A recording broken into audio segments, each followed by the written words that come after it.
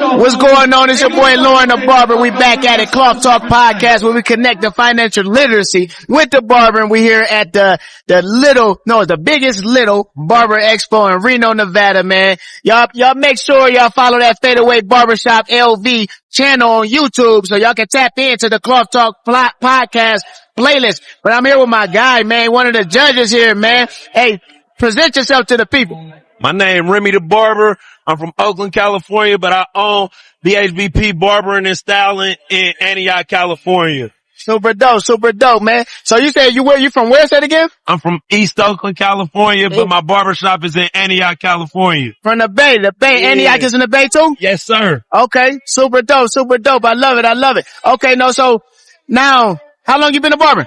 I've been a licensed barber for 15 years now. Okay, you a straight up vet. Okay. How long you been a barbershop owner? We going into year 5 right now. Year 5. Okay. So that's what they say. Once you get over that 5, it's a smooth selling. You know what I mean? It could be smooth selling as long as you learn from your mistakes or whatever the case, man. But look, let's go back to the barbering, Now, you've been a barber for 15 years. That first year is usually tough. Now, what was the thing that you had to get over? What was your biggest hurdle to get over from that first year? Ego. My first year, because I came out of barber school. When I came out of barber school, on a good day in barber school, I would cut 7 to 13 heads a day in barber school. And then that first month, cutting like 1 or 2 heads a day, or maybe even in a week.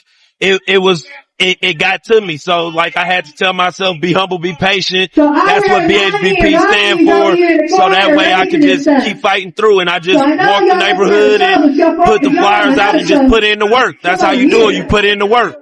Okay, man. Now, you know what? I'm starting to see a pattern of all of the successful barbers that's been in it for a minute. They get out and talk to the people. You said passing out flyers. You was getting out there and inviting people personally to your business. And that's what got it in that. The emotional intelligence. I like what you said. You had to get over that. You gotta let the people feel your energy. A lot of the time people may when you hand them the flyer, the energy that you give them may be the thing that pulls them into the shop versus you just sitting the flyer on their car or something like that. So I still believe in shake a hand, make a friend. I love it. Okay, now, and then once you started getting the money flowing in, you finally got your clientele up like it was at the barber school. How did you keep the money? Just being disciplined. You just gotta be disciplined, because with barbering, the money come fast, so it go fast. What they got now, what they call it, the barber math. Hey man, all I need is 3 haircuts and I'm gonna get it back. You know what I mean? But you just gotta be disciplined. You gotta know, like, hey, yes, I can afford it, but do I necessarily need it? You know what I mean? That's all it is just being disciplined. Okay, now as far as like the taxes, man, that's another hurdle for a lot of barbers. And when they try to go get a car note, a house note, stuff like that, they don't show that they're making money. Like, is that something that you had to struggle with, or did you have somebody, or whatever the case, guiding you to be a person that know how to file their taxes? In the beginning, I kind of struggled with that, but now I'm on point. What I tell all young barbers or barbers in general is download QuickBooks Self-Employed to your phone, hook up all of your accounts, run them cards, and you can even take pictures of the receipts that you spend cash on. So it's no excuse. So I do QuickBooks Self-Employed, and then I take it to my tax lady, and she helped me with the stuff that I might have missed and stuff like that. This man dropping fire, man. You doing what I'm doing. Yeah. All right. Now, as far as retirement, that's another thing. White people working. You ever worked a job while you was cutting? Right now I actually work. I teach at a barber school, Urban Barber College in Concord, California. I teach there Sunday, Monday, and Tuesdays. So yeah, I have. Like, sometimes you gotta do what you gotta do. Earlier this year, I lost 3 barbers, so that the job kind of was helping to supplement what I was missing from the barbers that left my shop. But I like what you did though. You stayed in the industry. You wouldn't have got a job, but you didn't go work at the grocery store. You know what I'm saying? You said, where can I find out where I can make some more money at and stay in my industry? Yeah. that, and I just love this. So like I always look back to when I was in barber school. So what I do is I try to give what I wanted. So that's another reason why I choose to go work at the barber school, because I really love doing this. Man, so you gotta give back and it keep you in touch with what's going on. You don't want to be that old barber. I've been doing this 15 years. You don't want to be the barber out of touch. I love it, man. You staying updated, man. This man dropping fire, man. Okay, now as far as like the retirement and insurance, because that's why I brought up the working, because a lot of people work another job because they providing retirement for them and they providing health insurance and stuff like that. What do you do about that? Okay. So for me, I'm married, so my insurance is covered as far as medical insurance and stuff like that.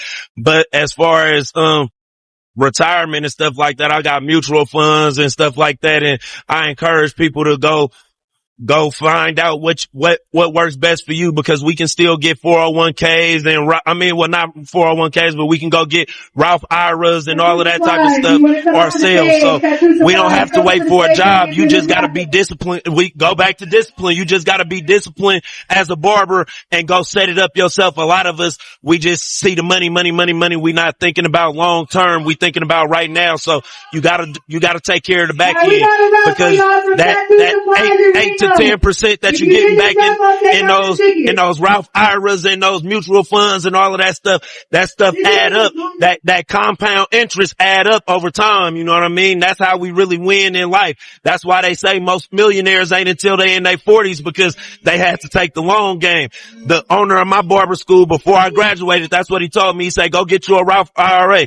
He set up all of his grandkids as soon as they born. So by the time they hit 18, he put in $200 a month, and after the $200 a month, after 18 years, all of his grandkids at 18 are millionaires. Hey man, when I post this, I'm gonna go in there and put the fire emojis up in there. Hey man, we just gotta give the younger generation the information, because when I first started, my first like 5-7 years, nobody gave me this game. So it's important that we do this. I love it. Okay, now what was the big difference between being a barber and then opening up a barbershop? For me, it's really not a difference. The difference is just managing the other people, because at the end of the day, when you the shop owner, you gotta do a lot of work. Like, as an entrepreneur in general, you gotta do a lot of work. It's 10 times more work. Anybody can go clock into a job. Sometimes you done had a job before where you clocked in and you didn't really work that day.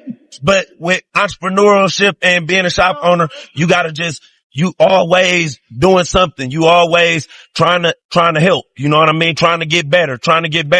And for me at this point, 15 years, I don't really need it. So I'm getting better in the aspect of how can I get these other guys' chairs filled and stuff like that? How can I help? What can I do to help? What can I do to make the shop better for everybody else? And 5 years in the game. Now, what's the key to managing people, man? That's what every barbershop owner want to know, man. What have you learned about managing people? What works? You can't really manage people. You gotta set a solid foundation. And if they don't want to get with your program, you gotta you gotta move on. And it's not that it's anything wrong with them, but you gotta go with what worked for the shop, what worked for the business. It's never nothing personal. It's business. With this business though, it can get personal. Like, I've had to let people go, and I'm gonna say this on camera. I cried when I let somebody go because it hurt me so much, because he was like a little brother, but little brother wasn't doing what he was supposed to do. So I had to do what I had to do. It hurt, but in the long run, it helped both of us grow. You know what I'm saying? I love it, man. So, man, business and personal got to be separated. So it's based off of, we can be friends. I still if love the business going right inside that, or we can be friends outside and you stay away from my business. Exactly. But okay, I love it, man. Well, guess what? That was it, and that's all, man. Because you dropped nothing but fire, man. You want to say anything before we get out of here? Be humble, be patient. Follow me, Remy Da Barber, on Instagram, TikTok, on YouTube, all of that stuff.